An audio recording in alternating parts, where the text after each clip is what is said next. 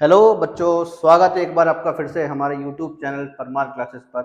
उम्मीद करता हूँ सभी लोग बेहतर होंगे, मस्त होंगे, एकदम बिंदास होंगे। अभी आप लोगों ने बेटा हमारी क्लासेस के थ्रू क्वाड्रेटिक इक्वेशन का 4.1 पढ़ा, 4.2 पढ़ा, आज हम लोग 4.3 पढ़ेंगे। अगर बेटा आपने 4.1 और 4.2 अच्छे से पढ़ा है तो आपको 4.3 में दिक्कत आने वाली नहीं है। अब टाइम वेस्ट ना करते हुए हम आगे स्टार्ट करते हैं। 4.3 बेटा हमारे पास जो सबसे पहला जो टॉपिक हम पढ़ने वाले हैं वो पढ़ेंगे नेचर ऑफ रूट्स के बारे में। किसके बारे में पढ़ोगे? नेचर ऑफ रूट्स के बारे में। रूट्स आप सभी को पता है, रूट्स का मतलब क्या होता है?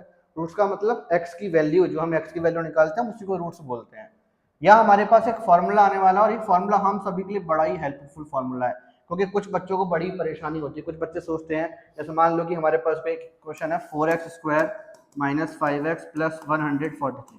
लेट सपोज करो कि ये इक्वेशन है, हमने लेट कर लिया कि हमारे पास एक इक्वेशन है। अब बच्चे सोचते हैं सर आप तो सर इसको तुरंत स्प्लिट कर दोगे, आप तो इसका सर तुरंत आंसर निकाल लेते हो, सर हम क्या करें? कभी कभी तो हम ऐसे इक्वेशन में फंस जाते हैं कि हम स्प्लिट नहीं कर पाते हैं। तो अब सर हमें क्या करना चाहिए? बेटा ज़्यादा टेंशन लेने वाली बात नहीं है।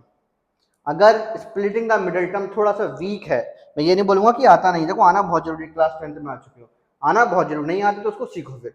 लेकिन अगर थोड़ा सा वीक है, थोड़ा सा तकलीफ आती है स्प्लिटिंग द मिडिल टर्म करने से, तो कोई ज्यादा टेंशन लेने वाली बात नहीं है। हमारे पास उसका भी सब्स्टिट्यूट है।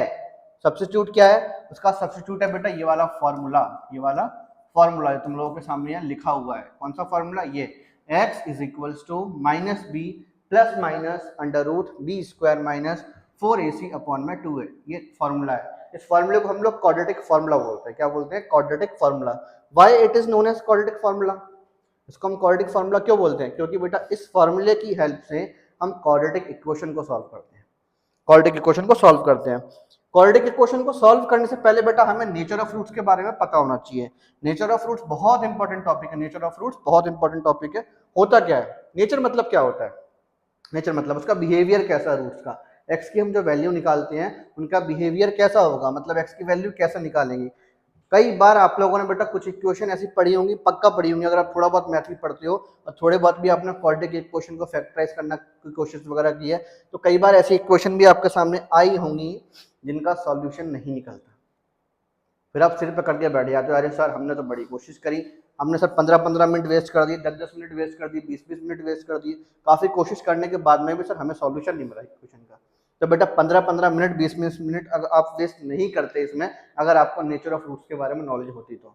नेचर ऑफ रूट्स हमें किसी भी इक्वेशन, कोई भी इक्वेशन लिखी हो, आप उस इक्वेशन को बिना सॉल्व करे उसके बारे में ये बता सकते हो कि उस इक्वेशन का सॉल्यूशन होगा कि नहीं होगा। और अगर सॉल्यूशन होगा तो उसमें एक्स की वैल्यू कैसे निकलेगी? क्या एक्स की दोनों वैल्यू सेम आएंगी? क्या एक्स की दोनों वैल्यू अलग अलग आएंगी? क्या एक्स निकलेगा भी? क्या निकलेगा? आपने ये पढ़ा है पहले से, मतलब नेचर ऑफ रूट्स नहीं पढ़ा, लेकिन आपने ऐसा जरूर देखा होगा कि कई बार बहुत सी इक्वेशन होती है, कई क्वेश्चन ऐसे होते हैं जिनमें एक्स की वैल्यू सेम आती है। कई बार आपने कोई क्वाड्रेटिक इक्वेशन सॉल्व की होगी जिसमें एक्स की वैल्यू आपके पास 1/2 आ गई, कभी 1/2 आती तो दूसरी 5/2 आती है, कभी आंसर ही नहीं निकलता। तो तीन तरह के नेचर होते हैं हमारे पास। तीन तरह के नेचर कौन कौन से होते हैं? Nature number 1, nature number 2, nature number 3। In nature को पढ़ने से पहले बेटा हमें इसमें डिस्क्रिमिनेंट को पढ़ना पड़ेगा। इसको पढ़ना पड़ेगा डिस्क्रिमिनेंट। डिस्क्रिमिनेंट क्या होता है बेटा? डिस्क्रिमिनेंट जो होता है ना, डिस्क्रिमिनेंट सिर्फ एक वैल्यू को बोलते हैं। किसी भी इक्वेशन में बी स्क्वायर माइनस 4ac की जो वैल्यू आती है, हम इसी चीज को डिस्क्रिमिनेंट बोलते हैं। क्या बोलते हैं बेटा इसको? डिस्क्रिमिनेंट। ठीक है ना? अब डिस्क्रिमिनेंट निकालोगे, डिस्क्रिमिनेंट की जो वैल्यू आती है ये हमें नेचर डिफाइन करती है। अगर बी स्क्वायर माइनस 4ac की वैल्यू 0 से बड़ी है तो याद रखना बेटा उस केस में 2 डिस्टिंक्ट रियल रूट्स आते हैं। आप कितनी भी कोशिश करो, अगर बी स्क्वायर माइनस 4ac की वैल्यू 0 से बड़ी है तो ध्यान रखना बेटा हमेशा आपके पास जो x की दो वैल्यू निकलेंगी उन क्वेश्चन में वो हमेशा अलग अलग आएंगे। हो सकता है x की एक वैल्यू 1 आ जाए, दूसरी 1/2 आ जाए, 5 आ जाए, 7 में आ जाए, कुछ भी आ सकती है, लेकिन अलग अलग आएंगे। बट अगर बी स्क्वायर माइनस 4ac की वैल्यू 0 के इक्वल है तो ऑलवेज रिमेंबर उस केस में हमेशा 2 इक्वल रियल रूट्स आएंगे। क्या आएगा? 2 इक्वल रियल रूट्स। वैसे बेटा अगर बी स्क्वायर माइनस 4ac की वैल्यू 0 से छोटी है तो उस क्वेश्चन में आंसर निकलता ही नहीं है। याद रखना अगर बी स्क्वायर माइनस 4ac की वैल्यू 0 से छोटी है तो वैल्यू निकलेगी ही नहीं। ये तीन नेचर बड़े काम के नेचर है और हम सभी को बेटा ये नेचर याद होने चाहिए, बहुत अच्छे से याद होना चाहिए। नेचर बड़े काम के होते हैं। अब हम आगे एक आध एग्जाम्पल वगैरह सॉल्व करेंगे, फिर उसके बाद आपको समझ में आएगा कि हम नेचर का यूज कैसे करते हैं। ये आपके पास बेटा एक एग्जाम्पल है, एग्जाम्पल नंबर 7 आप ही की एनसीईआरटी का एग्जाम्पल है। क्वेश्चन में क्या लिखा था बेटा, फाइंड द डिस्क्रिमिनेंट, क्या लिखा है बेटा, फाइंड द डिस्क्रिमिनेंट। तो एक इक्वेशन लिखी है इसमें ये 2x square minus 4x plus 3।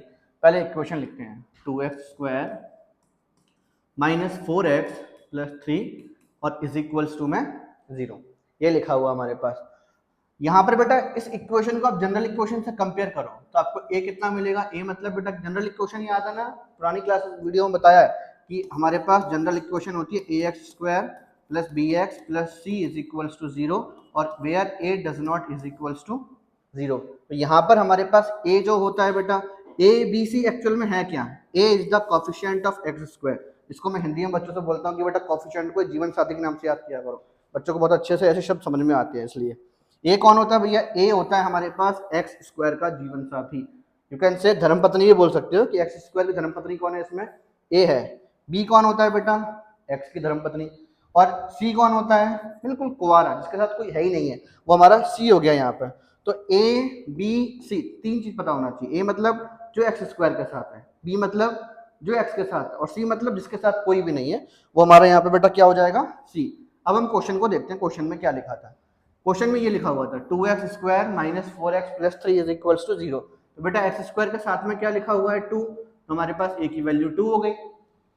x के साथ में क्या लिखा हुआ है -4, तो b की वैल्यू -4 हो गई, और c की वैल्यू कितनी हो जाएगी यहाँ पर 3। बोलो बेटा कोई समस्या है इसमें किसी को, बहुत बढ़िया, इसमें कोई दिक्कत नहीं किसी को। a आ गया, b आ गया और हमारे पास यहाँ पर c आ गया। अब निकालेंगे डिस्क्रिमिनेंट। कोई क्वेश्चन में क्या बोला गया था, फाइंड द डिस्क्रिमिनेंट। क्वेश्चन में डिस्क्रिमिनेंट पूछा है हमसे, तो डिस्क्रिमिनेंट का बेटा फॉर्मूला होता है, डिस्क्रिमिनेंट मतलब मैंने आपको बताया, डिस्क्रिमिनेंट का फॉर्मूला होता है बी स्क्वायर माइनस 4ac। यही होगा कि नहीं होगा, बी स्क्वायर माइनस 4ac। तो बी स्क्वायर, बी कितना है बेटा -4 का स्क्वायर माइनस 4 ac, a कितना है बेटा 2 और c कितना है हमारे पास यहाँ पर 3। -4 का स्क्वायर कितना होगा 16, फिर 4 2 जा 8, 8 3 जा 24, 16 माइनस 24 कितना होगा बेटा -8। यहाँ बेटा डिस्क्रिमिनेंट की वैल्यू, डिस्क्रिमिनेंट मतलब बी स्क्वायर माइनस 4ac की जो वैल्यू है वो -8 आ गई। -8 समझ में आता है, -8 जीरो से बड़ा होता है कि जीरो से छोटा होता है, जीरो से छोटा होता है। और अभी अपन ने नेचर्स में क्या पढ़ा था कि अगर पी स्क्वायर माइनस 4ac की वैल्यू जीरो से छोटी है तो उस केस में नो रियल रूट्स, मतलब कोई आंसर निकलता ही नहीं है, रूट्स एग्जिस्ट ही नहीं करेगा इसमें। तो इस केस में हम क्या लिखेंगे कि सीन्स, क्योंकि बेटा बी स्क्वायर माइनस 4ac की जो वैल्यू है वो जीरो से छोटी है, it means no real roots exist, no real roots exist. समझ में आ गया सभी को। क्वेश्चन को एक बार फिर से पढ़ो, क्वेश्चन में क्या लिखा था कि फाइंड द डिस्क्रिमिनेंट, पहले तो डिस्क्रिमिनेंट फाइंड करो, डिस्क्रिमिनेंट आ गया -8। फिर बोला था उन्होंने कि and hence find the nature of the roots. तो बेटा नेचर ऑफ रूट्स क्या हो गया इसका, नो रियल रूट्स। समझ में आ गया, सिंपल सा क्वेश्चन था, सिंपल एग्जांपल है, समझ में आएगा, चिंता मत करो, बहुत सिंपल सिंपल सा क्वेश्चन है, थोड़ा बस ध्यान से समझो इन क्वेश्चंस को, ध्यान से समझोगे समझ में आ जाएगा। एग्जांपल नंबर 9, एग्जांपल नंबर 9 बेटा क्या लिखा है इसमें, find the discriminant of the equation. अब एक इक्वेशन ये आ गई आपके पास 3x square minus 2x plus 1/3 is equals to 0 and hence find the, पहले डिस्क्रिमिनेंट फाइंड करो, उसके बाद में उसके नेचर ऑफ रूट्स के बारे में बताओ, नेचर ऑफ रूट्स बता दिया, उसके बाद फाइंड देम, इसका मतलब हुआ कि हमें रूट्स को फाइंड करना है। रूट्स मतलब बेटा मैं बार बार बता रहा हूँ, रूट्स मतलब x की वैल्यू। उन्होंने बोला है find them if they are real, इसका मतलब ये था आपको रूट्स फाइंड करना है अगर वो रियल है। मतलब रियल बोले तो एक बार फिर देखो, रियल दो केस में थे, शुरुआत के जो दो नेचर थे ना उसमें रियल रूट्स एग्जिस्ट करते हैं। तो क्वेश्चन ये बोला गया हमसे उसमें कि अगर वो रियल है, एग्जिस्ट कर रहे हैं, तो चेक करते हैं इसको। इक्वेशन क्या है बेटा, पहले इक्वेशन नोट करते हैं यहाँ पर 3x square minus 2x plus 1/3 और ये इज इक्वल्स टू में 0, यही लिखा हुआ है ना, 3x square minus 2x plus 1/3 is equals to में 0। यहाँ बेटा एक काम करो, यहाँ नीचे कुछ भी नहीं है, इसके नीचे 1 मान लो, यहाँ भी 1 मान लो, 1 1 3, एलसीएम निकालो कितना आ जाएगा इसका 3, फिर 3 के टेबल में 3 1 बार में आता है, फिर ऊपर 1 से मल्टीप्लाई करोगे, वही छोटे बच्चे वाली चीज़, वो तो आप खुद भी कर सकते हो, 4th 5th 6th में बच्चा सीख जाता है एलसीएम निकालना। 3 का बेटा यहाँ 0 से मल्टीप्लाई करोगे तो कितना मिल जाएगा यहाँ पे 0 3 0, यहाँ क्या रह गया 9x² माइनस 6x प्लस 1। ये बेटा हमारे पास क्वाड्रेटिक इक्वेशन है 9x² minus 6x plus 1 is equals to में 0। अब हम इस इक्वेशन को लेकर आगे सॉल्व करेंगे। ये जो इक्वेशन हमारे पास लिखी हुई ना, हम इस इक्वेशन को आगे लेकर सॉल्व करते हैं। तो यहाँ बेटा हमारे पास जनरल इक्वेशन से कंपेयर करो, तो देयरफॉर a कितना है हमारे पास यहाँ 9, b कितना है हमारे पास -6 और c कितना है हमारे पास यहाँ 1। यही तो होगा ना, a की वैल्यू 9, b की वैल्यू -6 और c की वैल्यू 1। ये हमारे पास आ चुका है। डिस्क्रिमिनेंट फाइंड करते हैं, डिस्क्रिमिनेंट। तो बेटा डिस्क्रिमिनेंट हमारे पास क्या होगा यहाँ पर b² minus 4ac, b² minus 6 का स्क्वायर माइनस 4ac 9 और ये 1। -6 का स्क्वायर कितना होता है 36। Very good. 4 9 जा 36, 36 1 जा 36। तो 36 माइनस 36 किया कितना आ गया 0। यहाँ बेटा हमारे पास जो डिस्क्रिमिनेंट है मतलब b² माइनस 4ac की वैल्यू किसके इक्वल आ गई 0 के। b² माइनस 4ac की वैल्यू किसके इक्वल आ गई 0 के। और हमने क्या सीखा था बेटा, यहाँ पे क्या देखा हमने, एक बार फिर से चेक करो। हमने यहाँ पे क्या देखा है कि अगर b² माइनस 4ac, अगर b² हमारा b² माइनस 4ac 0 के इक्वल है तो नेचर ऑफ रूट्स क्या होगा 2 इक्वल रियल रूट्स। मतलब अब हम क्वेश्चन को करने से पहले ही बता दिया, आप कितनी भी कोशिश कर लो। देखो बेटा ये हमें समझ में आ चुका है। अब मैं अगर b² माइनस 4ac 0 के इक्वल आ गया तो हम बिना क्वेश्चन सॉल्व करे ये बता पा रहे हैं कि इसमें x की जो वैल्यू निकलेगी वो सेम निकलेगी। तो ये नेचर ऑफ रूट्स निकालने का थोड़ा फायदा होता है, चीजें बहुत बेहतर तरीके से समझ में आती हैं अगर हमें नेचर ऑफ रूट्स आता है तो चलो बेटा सॉल्व करते हैं इस इक्वेशन का। भविष्यवाणी हमने कर दी कि b² माइनस 4ac 0 के इक्वल है, since b² minus 4ac is equals to 0, it means two equal real roots exist, two equal real roots exist। Got it? Simple सा था, नेचर बता दिया बेटा हमने। अब इन्होंने बोला है कि फाइंड द रूट्स को निकालो अगर वो रियल है, तो रियल है बेटा हमको दिखाई दे चुका है। इसमें कैसा था टू इक्वल रियल रूट्स है ना, टू इक्वल रियल रूट्स। इसको सॉल्व करते हैं। तो बेटा इसमें ना हम जब सॉल्व करेंगे तो इस इक्वेशन को लेकर सॉल्व मत करना, क्योंकि हमने इक्वेशन को सिंप्लीफाई किया था और ये इक्वेशन हमने यहाँ बना ली थी। तो इस इक्वेशन को मैं यहाँ नोट करूंगा और हम इसी को सॉल्व करने वाले हैं। 9x² minus 6x plus 1 is equals to में 0। अब इक्वेशन सॉल्व करने के लिए देखो बेटा आपके पास यहाँ दो मेथड हो चुके हैं। दो मेथड कौन कौन से हो चुके हैं, एक तो आप लोगों को आता है फैक्टराइजेशन मेथड जो आपने 4.2 में सीखा था। एक हमारे पास हो गया क्वाड्रेटिक फॉर्मूला मेथड। कौन सा मेथड हो गया क्वाड्रेटिक फॉर्मूला। तो क्वाड्रेटिक फॉर्मूला मेथड कौन सा हमारे पास यहाँ पे वैल्यू निकाल दो। a कितना था 9, b कितना था -6 और c कितना था 1। तो हमारे पास यहाँ पर देयरफॉर क्वाड्रेटिक फॉर्मूला क्या होता है x is equals to -b plus minus under root b² minus 4ac upon में 2a। ये फॉर्मूला होता है। क्लास की स्टार्टिंग में आज सबसे पहले मैंने ये फॉर्मूला तुम लोग को बताया था। वैल्यू पुट करो बेटे यहाँ पर, माइनस b कितना है हमारे पास -6 plus minus under root b² minus 4ac। बेटा इसको सॉल्व मत करना, आप बोलोगे हैं सर सॉल्व भी नहीं करेंगे तो आंसर कैसे निकलेगा। बेटा b² माइनस 4ac को हम पहले ही सॉल्व करके हम बगल में लिख तो चुके हैं कि उसकी वैल्यू 0 है, तो direct you can put here 0 direct. ठीक है, अब आगे 2a कितना है हमारे पास यहाँ 9, after this minus minus plus 6 plus minus under root 0 की वैल्यू कितनी होती है 0 ही होती है। 2 9 का कितना हो गया 18 हो गया। अब यहाँ प्लस माइनस 0 यहाँ लिखा हुआ है। अब यहाँ पर आप इसको प्लस माइनस 0 डायरेक्ट हटा भी सकते हो, हटा दो मेरे हिसाब से। तो अब आगे इसकी जरूरत हमारे पास है नहीं है। हमारे पास अब यहाँ क्या बचा x is equals to 6 plus minus 0। मैंने बोला बेटा प्लस माइनस 0 कोई वैल्यू नहीं होती है, उसको हटा दो। तो 6/18 बचा बेटा यहाँ पर हमारे पास 6/18। 6 1 जा और ये 6 3 जा, तो x की वैल्यू 1/3 आ गई। आपके दिमाग में एक फंतुलू घूम रहा होगा, आप लोग सोच रहे होगा सर ये क्या हुआ। आप तो बोल रहे थे इसमें दो वैल्यू निकलेंगी, और सही बात है दो ही वैल्यू निकलती हैं और दो ही वैल्यू निकली भी है। कैसे, क्योंकि इस इक्वेशन इसमें डिग्री कितनी है इसकी क्वेश्चन की। आप बोलोगे सर डिग्री मतलब हाईएस्ट पावर जो कि 2 दिया गया, तो बेटा दो वैल्यू निकलेंगी, क्योंकि किसी भी पॉलिनोमियल में जितने डिग्री होती है उसमें सॉल्यूशन भी कितने आते हैं उसके उतने ही निकल के आते हैं। इसकी डिग्री 2 से 2 निकलेंगी, या एक की वैल्यू निकली x, तो इसी वैल्यू को हम दो बार लिखेंगे फिर। तो therefore x is equals to 1/3, 1/3। मुझे लगता है सभी को समझ में आ गया होगा। अभी हम एक क्वेश्चन और भी पूरा सॉल्व करेंगे, लेकिन मैं सारे क्वेश्चन पूरे पूरे सॉल्व नहीं करवाऊंगा, एक क्वेश्चन बनवाऊंगा, लेकिन अभी एक आध और भी कराऊंगा जिससे तुम लोगों को ये जो क्वाड्रेटिक फॉर्मूला है ना ये अच्छे से यूज करना आ जाए। मुझे मालूम है एक आध बार में चीज थोड़ा कम समझ में आती है, एक दो तीन कर लेंगे तो समझ में अच्छे से आ जाएगा। आगे चलते हैं बेटा, आगे चलते हैं एनसीईआरटी की एक्सरसाइज स्टार्ट करते हैं। अभी हमने कुछ एग्जांपल्स किए। एक्सरसाइज 4.3 का पहला वाला question, find the nature of the roots. सभी को आ चुका है, नेचर ऑफ रूट्स कैसे निकालते हैं, find the nature of roots. उसके बाद if the real roots exist, अगर रियल रूट्स एग्जिस्ट कर रहे हैं, दो नेचर हैं जिसमें रियल रूट्स एग्जिस्ट करते हैं तो उनको निकालो। तो इसमें से बेटा एक आध क्वेश्चन ही अपन सॉल्व करेंगे, बाकी तो आप लोग खुद कर पाओगे। मुझे मालूम है बहुत अच्छे समझ में आ गया तुम लोगों को, बहुत अच्छे समझ में आ गया। कोई एक क्वेश्चन करेंगे तो और भी अच्छे समझ में आ जाएगा। हम यहाँ पर एक काम करते हैं, इसका पहला वाला क्वेश्चन ले लेते हैं। तो पहला वाला क्वेश्चन बेटा लिखा है 2x² minus 3x plus 5 is equals to में 0, ये लिखा हुआ है।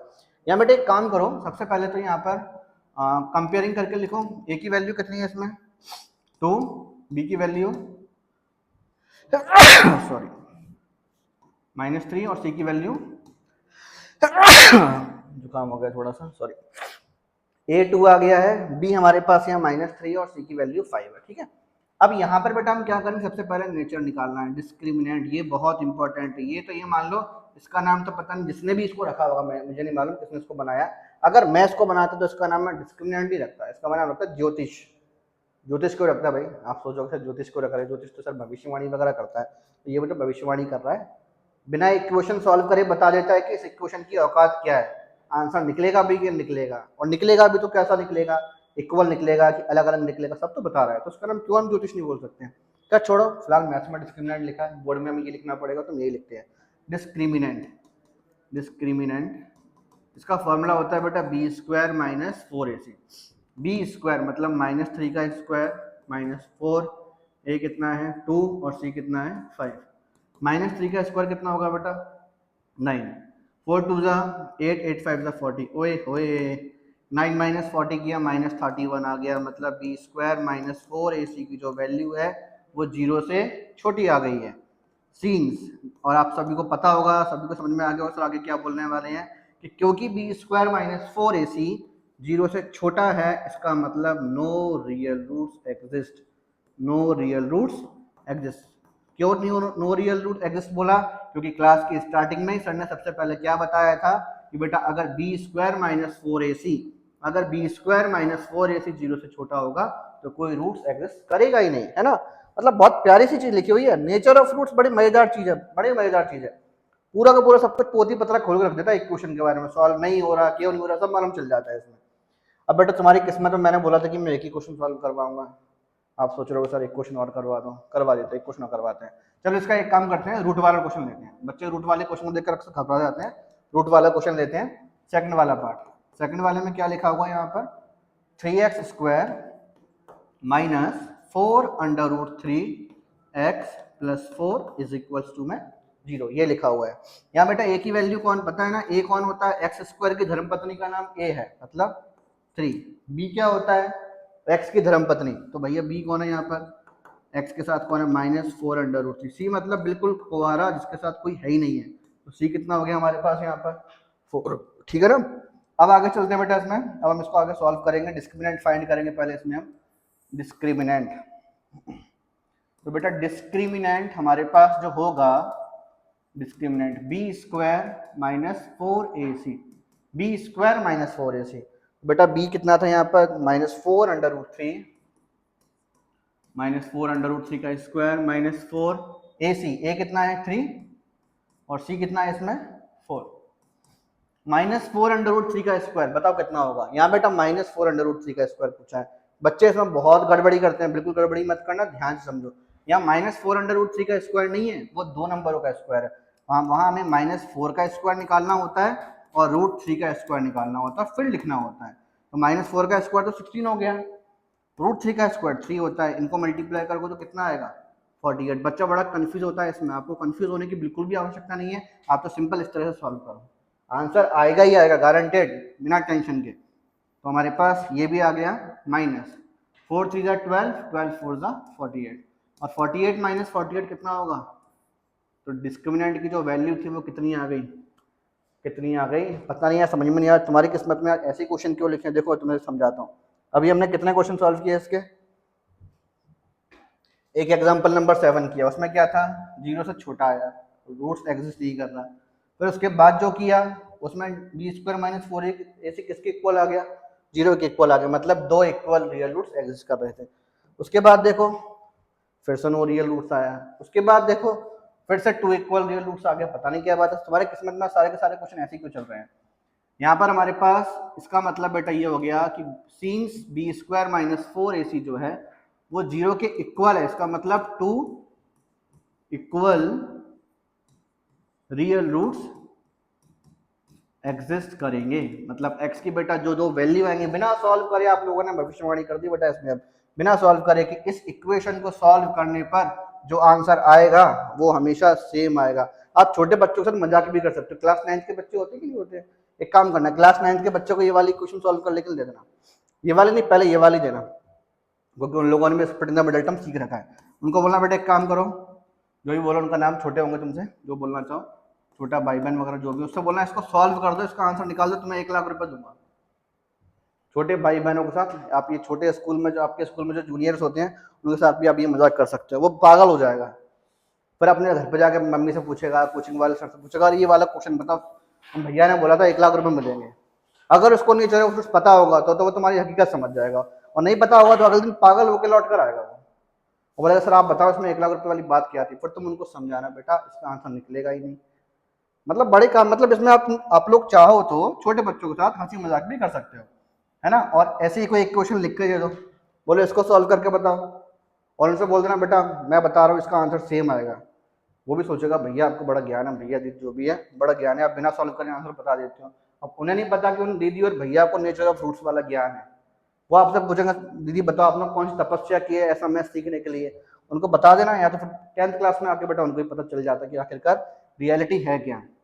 चलो बेटा इसको आगे सॉल्व करते हैं ना by quadratic formula. Quadratic formula क्या था, x is equals to minus b plus minus under root b square minus 4ac upon में 2a, माइनस b कितना है बेटा हमारे पास यहाँ minus 4 under root 3 plus minus b square minus 4ac। Solve मत करो बेटा, यहाँ पे ऊपर सॉल्व किया तो था, उसी वैल्यू को रख दो, 0 डायरेक्ट रख दिया करो, पूरे नंबर मिलेंगे, टेंशन मत लेना। ये मत सोचना सर बोर्ड में पूरा नंबर मिलेगा कि नहीं मिलेंगे, सर हम तो बर्बाद हो जाएंगे अगर हम नंबर कट गया हमारा। तो भरोसा रखो कोई नंबर नहीं कटेगा, मैंने खुद ने बोर्ड में कॉपियां चेक की हैं, पूरे पूरे नंबर दिए हैं।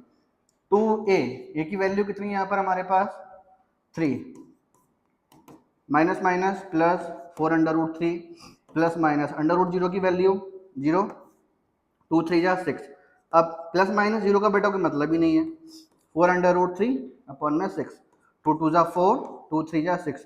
तो बेटा हमारे पास x की जो वैल्यू निकल कर आई है इसमें वो 2/3 अंडर रूट 3 ये निकल कर आई है। x की वैल्यू क्या निकल कर आ गई, आप बोलोगे सर फिर से x की एक ही वैल्यू निकल कर आई।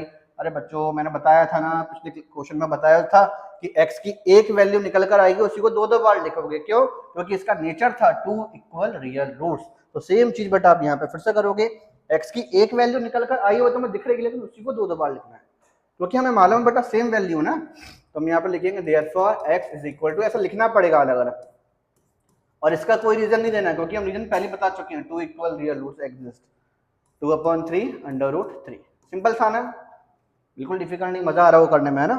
ठीक है चलो आगे क्वेश्चन नंबर 2 की तरफ चलते हैं। क्वेश्चन नंबर 2, क्वेश्चन नंबर 2 बेटा क्या लिखा है, find the value of k, value of k find करनी है for each of the following quadratic equation so that they have 2 equal roots, they have 2 equal roots. ये बोला गया है कि ये दो इक्वेशन है आपके पास, इक्वेशन नंबर 1 और इक्वेशन नंबर 2, अगर इन दोनों इक्वेशन में 2 इक्वल रियल रूट्स पहले से ही एग्जिस्ट करते हैं, पहले से ही 2 इक्वल रियल रूट्स अगर बेटा है, तो हमें बताओ कि इसमें k की वैल्यू क्या होगी। इसमें 2 पार्ट है, फर्स्ट पार्ट और सेकंड पार्ट।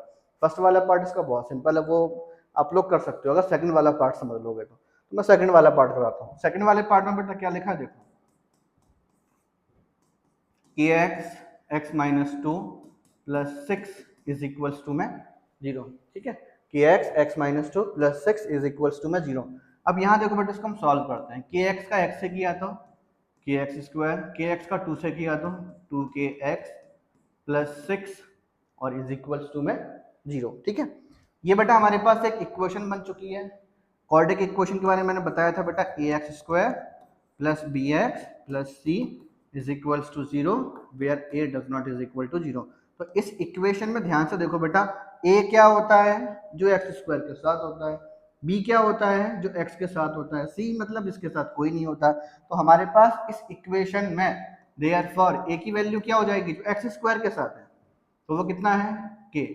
b कितना हो जाएगा बेटा जो x के साथ है, वो कितना है -2k। और c कितना है हमारे पास 6। कोई प्रॉब्लम नहीं है इसमें, abc की हमने वैल्यू निकाल दी। अब उसके बाद यहाँ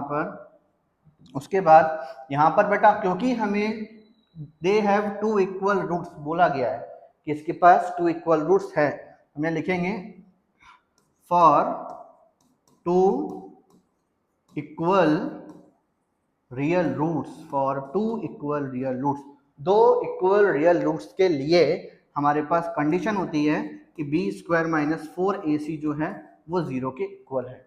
बी स्क्वायर माइनस 4ac किसके इक्वल है, 0 के इक्वल है। तो बी स्क्वायर बेटा मतलब -2k का स्क्वायर माइनस 4ac, a कितना है k और c कितना है हमारे पास यहाँ पर 6 इज इक्वल्स टू में 0 है ना। -2 का स्क्वायर कितना होगा 4k square, 4 6 24k is equals to में 0। अब यहाँ पर बेटा एक चीज सुनो, ये फिर से एक क्वाड्रेटिक इक्वेशन बन चुकी है, फिर से एक क्वाड्रेटिक इक्वेशन बन चुकी है। क्यों? क्योंकि इसकी हाईएस्ट डिग्री कितनी है, चेक करो जल्दी से, इसकी डिग्री कितनी है 2। यहाँ बहुत ध्यान रखना, ये क्वेश्चन में बहुत गलतियां होती हैं और इनफैक्ट इस क्वेश्चन का एनसीईआरटी में भी गलत आंसर दिया हुआ है। एनसीईआरटी में इसका गलत आंसर दिया हुआ है, ऐसा मत सोचना कि एनसीईआरटी में कभी मिस्टेक नहीं होती। एक बुक है वो भी मशीन से प्रिंट हुई होगी, मिस्टेक हो सकती है उसमें भी। तो इसका एनसीईआरटी में भी आंसर गलत दिया हुआ, कंप्लीट आंसर नहीं है वो। कंप्लीट आंसर मैं तुम बता दूं कैसे सॉल्व करेंगे इसको। आप लोगों को बेटा इतना ज्ञान तो होगा कि किसी भी इक्वेशन में जो इसकी डिग्री होती है उसमें सॉल्यूशन भी कितने होते हैं, उतने ही होते हैं। इस इक्वेशन में डिग्री कितनी है, आप बोलोगे सर के ऊपर हाईएस्ट पावर तो 2 है, मतलब डिग्री फिर 2 ही होगी इसकी शायद से। बिल्कुल सही बात है, इसकी डिग्री 2 ही है। अब डिग्री 2 है तो के की वैल्यू कितने निकलेंगी, 2 निकलेंगी है ना, के की वैल्यू भी 2 निकलेंगी। निकालते के की दो वैल्यू कैसे निकलती है, इन दोनों में से कॉमन निकालो, क्या कॉमन आ रहा है 4k कॉमन आ रहा है। तो अंदर क्या बचा k माइनस 4 6 24, के बेटा बाहर जा चुका है इज इक्वल्स टू में 0। तो देयरफॉर एक बार बेटा 4 यहाँ नहीं कर रहे, थोड़ा स्पेस कम है, साइड में आते हैं। यहाँ बेटा हमारे पास 4k को पहले 0 के इक्वल ले लो, तो 4k को एक बार 0 के इक्वल लिया, उसके बाद k माइनस 6 को 0 के इक्वल ले लो, 4 डिवाइड में जाएगा k is equal to 0/4, k कितना आ जाएगा 0, -6 वहां गया, k कितना आ जाएगा 6। क्योंकि यहाँ पर ये क्वाड्रेटिक इक्वेशन बन चुकी थी तो k की दो वैल्यू निकलनी थी, तो k की दो वैल्यू कौन कौन सी आ गई, एक 0 आ चुकी है और एक 6 आ चुकी है। अब अगर एनसीईआरटी में चेक करोगे ना पीछे तो अकेले 6 लिखा होगा उसमें, वो गलत नहीं है, सही है, बट बोर्ड में इसके नंबर पूरे नहीं मिलेंगे। तो रीजन मैंने तुम्हें बताया, क्योंकि ये एक क्वाड्रेटिक इक्वेशन है तो k की वैल्यू 2 निकलनी चाहिए। अब मैं बताता हूँ कि एनसीईआरटी वालों ने कैसे किया, वो भी समझाता हूँ।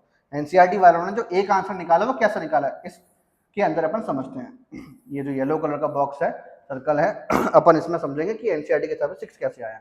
एनसीईआरटी के हिसाब से बेटा अगर मैं बात करूं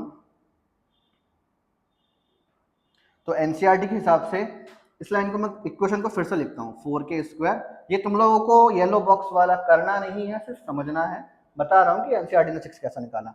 4k square minus 24k is equals to 0।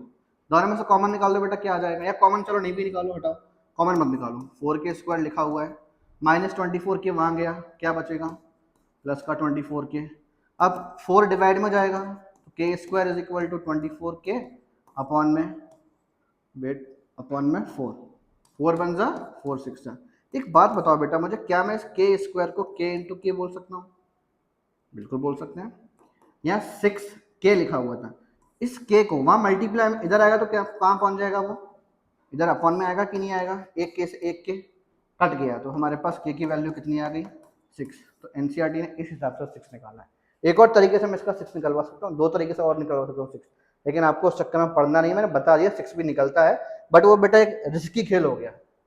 Risky खेल हो गया मतलब मान लो कि बोर्ड एग्जाम में कोई कॉपी चेक करने वाला आ गया, कोई टीचर है जो आपकी कॉपी चेक कर रहा, सपोज करो कि उनके घर से घर उनकी वाइफ से लड़ाई हुई गई, सुबह सुबह लड़ाई हो गई और वो घर से निकले हैं तुम्हारी कॉपी चेक करने के लिए, तो भाई वो पूरी पूरी भड़ास निकालेंगे इसमें।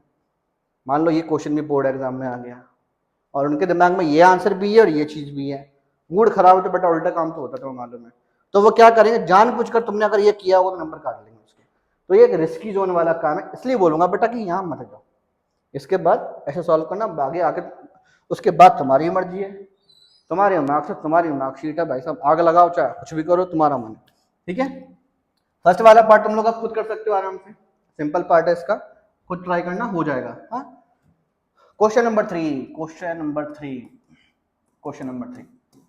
नंबर 3 में लिखा हुआ है, इज इट पॉसिबल, क्या ऐसा संभव है कि एक रेक्टेंगुलर मैंगो ग्रोव है, एक रेक्टेंगुलर मैंगो ग्रोव है जिसका लेंथ जो है ट्वाइस है, किससे, उसकी ब्रेड्थ से। एक रेक्टेंगुलर मैंगो ग्रोव है जिसका लेंथ जो था ब्रेड्थ से जस्ट ट्वाइस था, और हमसे ये भी बोला गया कि उसका एरिया कितना है, हमसे ये भी बोला गया कि उसका एरिया कितना था, and the area is 800 metre square, area 800 metre square पूछा गया था। इज इट पॉसिबल, फिर आगे लिखा हुआ था इफ सो, अगर पॉसिबल है तो लेंथ और ब्रेड्थ निकालो। चलो बेटा हम क्वेश्चन को पढ़ तो रहे हैं, क्वेश्चन को पढ़ने के बाद में सॉल्व करने की कोशिश भी करेंगे, अगर पॉसिबल होगा तो आंसर आ जाएगा और अगर पॉसिबल नहीं हुआ तो आंसर नहीं आएगा, ये तुम लोगों को भी समझ में आ चुकी बात है ना। ठीक है, रेक्टेंगल था तो पहले हमने रेक्टेंगल बनाया, यहाँ पर थोड़ा सा और नीचे लेकर आ गए अपन इसको। सबसे पहले बेटा इसकी लेंथ ब्रेड्थ मान लो x है, मैंने मान लिया let breadth be x metre, let breadth be x metre, हमारे पास यहाँ इसकी ब्रेड्थ मैंने x मान ली, लिख दिया ब्रेड्थ। अब ब्रेड्थ x है तो बेटा लेंथ कितनी होगी, पढ़ो इसको ध्यान से एक बार फिर से, क्या लिखा है, उस length is twice its breadth, उसकी जो लेंथ है ब्रेड्थ से ट्वाइस है, तो ब्रेड्थ अगर x है तो लेंथ कितनी होगी, then length is equals to 2x metre, उसकी लेंथ कितनी हो जाएगी बेटा हमारे पास यहाँ 2x मीटर।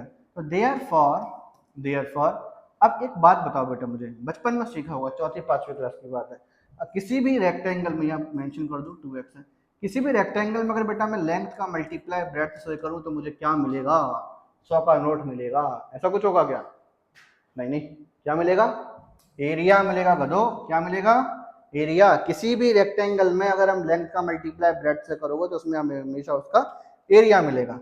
तो लेंथ कितना है हमारे पास यहाँ 2x, शाबाश, ब्रेड्थ कितना है हमारे पास यहाँ x, और एरिया कितना था 800, तो 2x का x से मल्टीप्लाई करो कितना हो जाएगा 2x स्क्वायर, और ये 800 ना, 2 डिवाइड में जाएगा x square is equals to 800 upon में 2, 2 1 जा और 2 400 जा, x square is equals to 400, square बेटा हटेगा यहाँ पर तो हमारे पास यहाँ अंडर रूट 400 हो जाएगा, अंडर रूट 400 हो जाएगा। 400 किसका स्क्वायर होता है बताओ, 400 हमारे पास किसका स्क्वायर होगा, जल्दी बताओ, 400 किस चीज का स्क्वायर होता है, जल्दी बताओ, आप बोलोगे सर 20 का स्क्वायर होता है, वेरी गुड, तो x is equals two plus minus का 20 आ गया। आप सोच तो रहे हो सर, आप बोल रहे हो कि 400 किसका स्क्वायर होता है, 20 का होता है, तो सर प्लस माइनस क्यों लगाया, समझ जाओ, अभी समझ में आ जाएगा। प्लस 20 का स्क्वायर निकाल के देखो कितना आएगा, भाई प्लस 20 का 2 बार मल्टीप्लाई कर लो, 400 आ गया कि नहीं आ गया, माइनस 20 का 2 बार मल्टीप्लाई कर लो, फिर से 400 आ गया कि नहीं आ गया। इसीलिए 400 जो हमें पता ही नहीं है कि वो कौन से नंबर का स्क्वायर था, हमने यहाँ 400 लिखा है, मैंने पूछा 400 किसका स्क्वायर है, हमें नहीं पता ना कि बेटा 400 की प्लस 20 का होगा कि माइनस 20 का होगा, इसलिए हम यहाँ पर प्लस माइनस 20 दोनों लिखेंगे। लेकिन दोनों लिखने के बाद अगले लाइन में थोड़ा सा भगवान का द्वारा दिया हुआ तुम्हारे पास 10 20 25 ग्राम जो दिमाग दिया है उसका इस्तेमाल जरूर कर लेना। आप इस क्वेश्चन में आपने x किसको माना है, पढ़ो जरा, ये क्या लिखा है, ब्रेड्थ है, ब्रेड्थ कितनी मानी मैंने इसमें x मानी है, मतलब इस क्वेश्चन में x जो था बेटा वो ब्रेड्थ था, क्या था, ब्रेड्थ। तो क्या ब्रेड्थ कभी नेगेटिव हो सकती है, किसी भी चीज की लंबाई चौड़ाई हाइट ऊंचाई ऊंचाई जो भी कुछ होता है वो माइनस में हो सकता है क्या, दिमाग दौड़ाओ, नहीं हो सकता, नहीं हो सकता। इसीलिए हम यहाँ पे देयरफॉर x की वैल्यू क्या लिखेंगे 20, यहाँ लिखेंगे बिकॉज ब्रेड्थ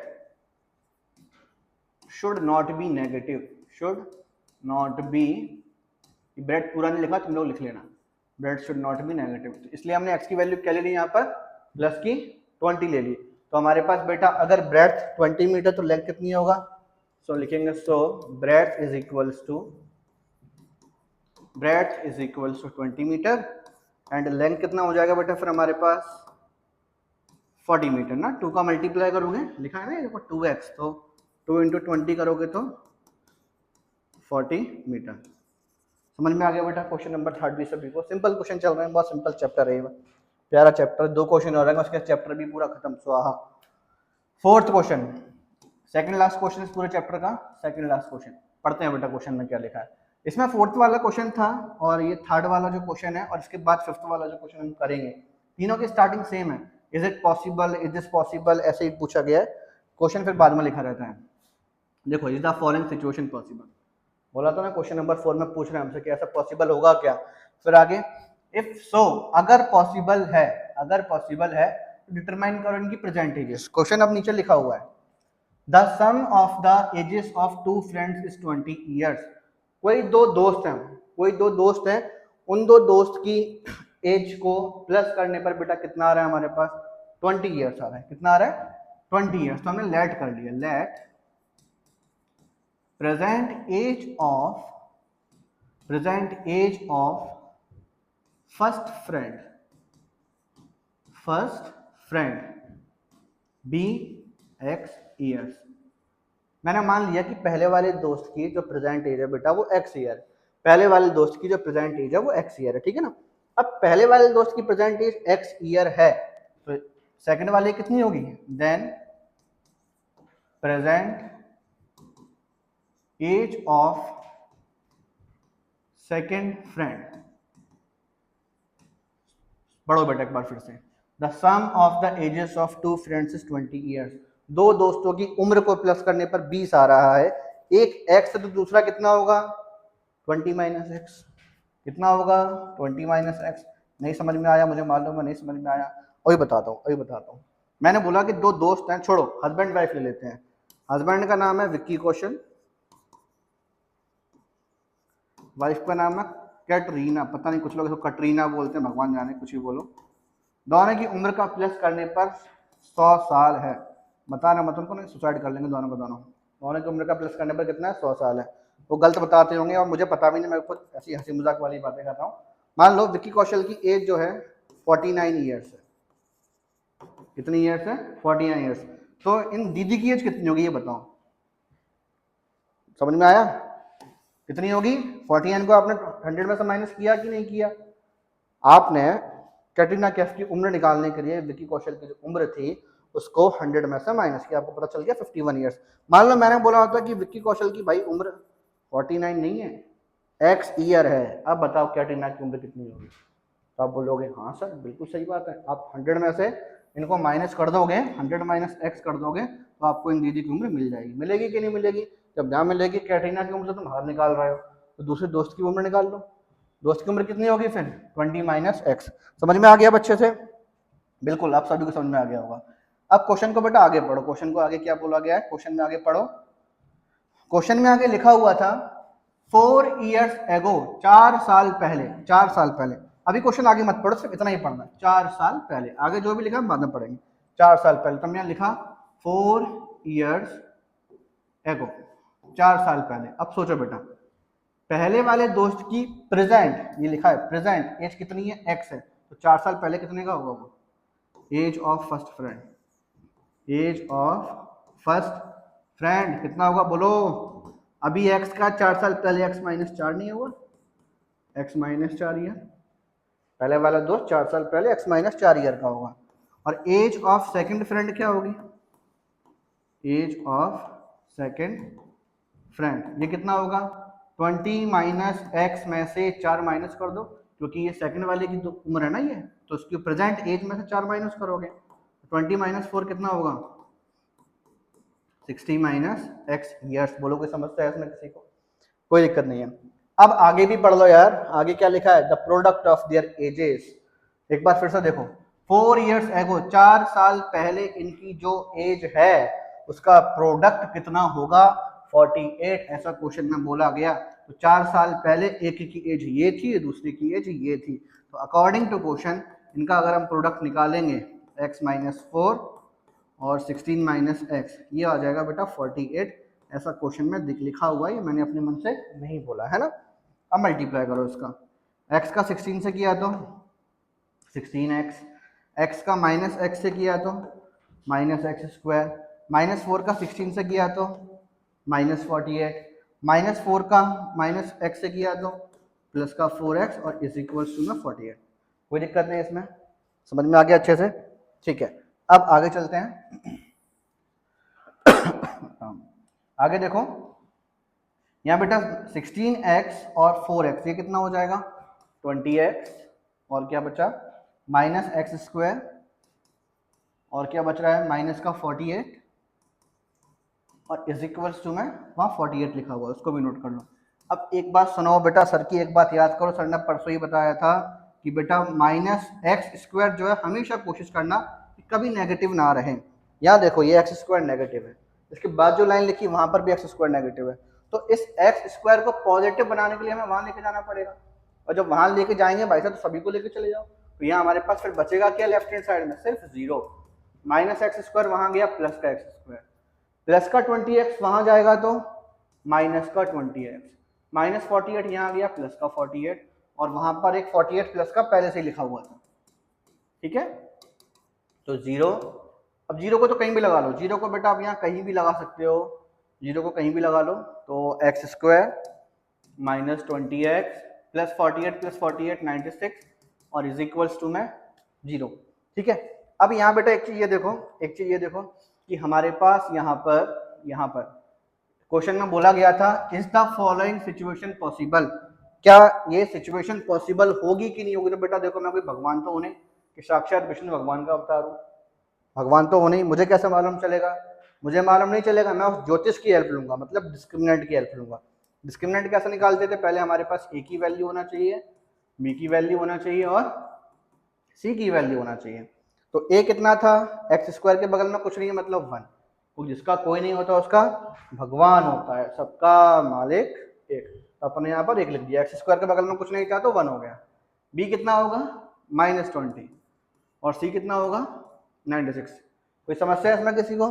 कोई समस्या नहीं है, चलो फिर आगे चलते हैं। डिस्क्रिमिनेंट निकालते हैं, b square minus 4ac, b square मतलब माइनस 20 का स्क्वायर, 4ac तो 4, ए की वैल्यू 1, सी की वैल्यू 96, माइनस 20 का स्क्वायर कितना होगा बेटा 400, 4 1 जा 4 और 96 का 4 से मल्टीप्लाई करोगे तो कितना आ जाएगा यहाँ पर 4 6 जा 24, 2 कैरी गया 4 9 36 384 और ये 16 आ रहा है। मतलब बी स्क्वायर माइनस 4ac की जो वैल्यू है वो कैसी आ रही है, 0 से बड़ी आ रही है। इसका मतलब क्या हो जाएगा यहाँ पर हमारे पास 2 डिस्टिंक्ट रियल रूट्स आएंगे, 2 डिस्टिंक्ट रियल रूट्स एग्जिस्ट करेंगे। समझ में आ गया? अब इस इक्वेशन को अगर हम लोग खुद भी सॉल्व कर सकते हो, एक्स की दो वैल्यू अलग अलग निकलेंगी यहाँ पर, या मैं सॉल्व करा दूंगा, आगे स्पेस है यहाँ पर, आगे क्वेश्चन और रह गया शायद से। चलो आगे एक क्वेश्चन रह गया, मैं इसको पूरा सॉल्व करा ही देता हूँ। इक्वेशन क्या थी बेटा हमारे पास, इक्वेशन क्या, इसको कॉपी करते हैं पहले यहाँ से। इक्वेशन नोट करना पड़ेगा, ये equation x square minus 20x plus 96। आगे सॉल्व करा देता हूँ इसको, x square minus 20x plus 96 is equals to 0। एक बार चेक करो, x square minus 20x plus 96 is equals to में 0। क्वाड्रेटिक फार्मूला लगाया बेटा इसमें। क्वाड्रेटिक फार्मूला क्या होता है हमारे पास, x की वैल्यू निकालने के लिए minus b plus minus under root b square minus 4ac upon में 2m, ये तो फार्मूला होता है। तो माइनस बी की वैल्यू पीछे देखना पड़ेगा, ना ना ना ना ना लिखी तो -20 plus minus under root b square minus 4ac, पीछे सॉल्व करके निकाला था, B square minus 4ac check करो 16 आया, डायरेक्ट पुट कर दो यहाँ पर, डायरेक्ट यहाँ पुट कर दो 16 अपॉन में 2a, कितना है 1, minus minus plus 20 plus minus 16 कितना है 4, 2 1 2, अब यहाँ देखो बेटा, रुको, यहाँ देखो ध्यान से देखना बेटा। यहाँ पर हमारे पास इसमें x की वैल्यू निकालने के लिए, क्योंकि यहाँ प्लस माइनस का साइन आ चुका है। कौन सा साइन आ चुका है? प्लस और माइनस का साइन आ चुका है। तो हमारे पास यहाँ पर हम एक ही बार में बेटा दो साइन इकट्ठे सॉल्व नहीं कर सकते। कभी देखा तुम लोग शादी वगैरह में, नौता वगैरह खाने गए होगे तुम लोग निमंत्रण में, कभी किसी की बारात में भी गए हो तो देखा है कभी एक ही घोड़ी पर दो दो दूल्हे शादी करने जा रहे हैं? नहीं होता ना, रियल लाइफ में ऐसा नहीं हो सकता, तो मैथ्स में भी ऐसा नहीं हो सकता। एक ही लाइन में एक साथ हम प्लस माइनस सॉल्व नहीं कर सकते। तो यहाँ पर हम इसको दो हिस्सों में डिवाइड करते हैं। हम यहाँ लिखते हैं ऑन टेकिंग पॉजिटिव साइन, एक बार पॉजिटिव साइन लोगे और एक बार नेगेटिव साइन लोगे। यहाँ पर उसको अलग सॉल्व करोगे, ऑन टेकिंग नेगेटिव साइन। तो जब पॉजिटिव साइन लोगे यहाँ पर तो x इज इक्वल्स टू 20, पहले प्लस वाला 4 ले लो अपॉन में 2, तो ये 24/2 हो जाएगा, मतलब बेटा 12 आ गया। और जब माइनस लोगे तो x की वैल्यू कितनी आ गई? 20 माइनस 4/2, तो हमारे पास यहाँ पर कितना हो जाएगा? ये 20 माइनस 4/2 16/2 इज इक्वल्स टू में 8। तो बेटा x की दो वैल्यू निकल कर आ गई यहाँ पर, एक x की वैल्यू 12 निकल कर आई थी और एक x की वैल्यू 8 निकल कर आई थी। यहाँ दोनों वैल्यू सही हो सकती हैं। दोनों वैल्यू सही कैसे हो सकती हैं अब तुम लोग खुद लिख लेना, इसको अब समझा देता हूँ। देखो क्या बोला गया था कि दो दोस्तों की एज का सम कितना है? 20 है। हमारे पास एक x की वैल्यू कितनी आ गई? 12 आ गई, और एक x की वैल्यू कितनी आ गई? 8 आ गई। तो हो सकता है पहले वाली दोस्त की एज उम्र 12 हो, दूसरे वाले की उम्र 8 हो। आप ये भी लिख सकते हो कि पहले वाले की उम्र 8 हो, दूसरे वाले की उम्र 12। ये खुद भी तुम लिख लेना, इसको खुद लिख सकते हो। सिंपल सी चीजें, अंग्रेजी की एक लाइन है वो लिख लेना। अगला वाला क्वेश्चन करते हैं, and last question of this chapter. फिर से वही चीज पूछी यार, इज इट पॉसिबल, ये तो पढ़ पढ़ के बोर हो गया मैं। क्या एक ऐसा पॉसिबल है कि हमारे पास कोई रेक्टेंगुलर पार्क हो? पहले हम एक कोई रेक्टेंगुलर पार्क बना लेते हैं। हमारे पास कोई एक रेक्टेंगुलर पार्क है, ठीक है, कोई एक रेक्टेंगुलर पार्क है जिसका पेरीमीटर दिया है बेटा हमें। पेरीमीटर कितना दिया है इसका? पेरीमीटर दिया है हमारे पास में 80, और एरिया कितना दिया है? 400 मीटर स्क्वायर। एक बात सोचो बेटा, लेंथ और ब्रेड्थ में किसी भी एक को मान लो। मैंने मान लिया कि मेरे पास इसमें ब्रेड्थ कितनी है? x। Let breadth be x metre. Breadth मैंने कितना मान लिया इसमें? x metre. अब ब्रेड्थ अगर x मीटर है तो देयर फॉर, सुनो बेटा, लेंथ इंटू ब्रेड्थ कितना होता था? एरिया। लेंथ कितना है नहीं पता, ब्रेड्थ कितना दिया गया हमें इसमें? x, और एरिया तो दिया है ना इसमें 400। Very good. l, x नीचे लेके जाओ तो लेंथ कितना आ गया बेटा? 400/x metre. तो लेंथ कितना आ गया? 400 अब मेरे पास लेंथ 400/x है और ब्रेड्थ कितना है? x है, ठीक है। पेरीमीटर कितना दिया था? 80। नाउ पेरीमीटर का फॉर्मूला बेटा बचपन में बहुत सीखा होगा। रेक्टेंगल का पेरीमीटर का फॉर्मूला याद है? 2 ब्रैकेट में l प्लस b अगर हम करें तो हमें हमेशा पेरीमीटर मिलता है। क्या मिलता है? पेरीमीटर मिलता है। तो 2 l कितना है बेटा? 400/x, और ब्रेड्थ कितना है हमारे पास यहाँ पर? x। नीचे कुछ भी नहीं है, 1 मान लो। और पेरीमीटर कितना दिया था इस क्वेश्चन के अंदर? 80। फिर x और 1 का एलसीएम बेटा x ही आएगा। 1 का 400 से किया 400, x का x से किया x स्क्वायर 80। ये वाला जो 2 दिख रहा है ना, ये कॉर्नर में बैठा हुआ बिल्कुल छुपा छुपा सा, इसको वहाँ 80 के नीचे लेके जाओ तो 2 के नीचे, जरा 80 के नीचे आ गया। 2 1 जा 2, 40 जा। अब क्या बचा बेटा? 400 प्लस x स्क्वायर, और ये वाला x वहाँ 40 से जाके मल्टीप्लाई हो जाएगा, तो इसकी वैल्यू कितनी आ जाएगी यहाँ पर? 40x। ये वाला 40x भी यहाँ लेकर आ जाओ। तो हमारे पास फिर अब आगे क्या बचने वाला है वो भी लिख लेते हैं। हमारे पास यहाँ पर आगे जो बचेगा, एक्स स्क्वायर लिखा हुआ है, एक्स स्क्वायर, ये वाला 40x यहाँ आ जाएगा, माइनस 40x प्लस का 400 और इज इक्वल्स टू में 0। ये हमारे पास आ चुका है इक्वेशन। अब हम यहाँ पर बेटा चेक करेंगे, क्वेश्चन में लिखा हुआ था इज इट पॉसिबल, पॉसिबल है कि नहीं। उसके लिए हमें डिस्क्रिमिनेंट निकालना पड़ता है। पहले a की वैल्यू 1, b की वैल्यू -40। आप सोच रहे हो सर आप इस बार आप बड़ा जल्दी जल्दी लिख रहे हो a b c की वैल्यू, क्योंकि बेटा बहुत सारे क्वेश्चन कर चुके हैं। अब तुम्हें समझ में आ गया कि a कैसे लिखना है, b कैसे लिखना है और c कैसे लिखना है, इसलिए मैं थोड़ा सा स्पीड में लिखा इस बार। डिस्क्रिमिनेंट निकालेंगे इसमें हम, डिस्क्रिमिनेंट कैसा निकालोगे, b square minus 4ac, b square मतलब माइनस 40 का स्क्वायर, 4ac, ए मतलब 1 और सी मतलब 400, माइनस 40 का स्क्वायर कितना होगा 1600, माइनस 4 1600 कितना आ गया 0, मतलब नेचर ऑफ रूट्स इसमें कैसा आ गया 2 इक्वल रियल रूट्स, मतलब हमारे पास इसको आप जब सॉल्व करोगे तो x की दो वैल्यू दोनों सेम ही निकलेंगी। आगे आप तुम लोग खुद सॉल्व कर सकते हो इस क्वेश्चन को, सिंपल सा क्वेश्चन है, खुद ट्राई करना। वैसे भी आज मैंने सारे क्वेश्चन खुद ही सॉल्व करवाए हैं, एक आध क्वेश्चन तुम लोग के लिए छोड़ता हूँ, ट्राई करना, आंसर चेक करना सही आ रहा है कि नहीं आ रहा, कोशिश करना, ठीक है। उम्मीद करता हूँ बेटा आज की क्लास में हमने जो भी कुछ किया सभी को समझ में आ गया होगा। नेक्स्ट क्लास में हम इसके बाद के चैप्टर्स करेंगे, ठीक है। चलो बेटा मैं thank you, tata bye bye.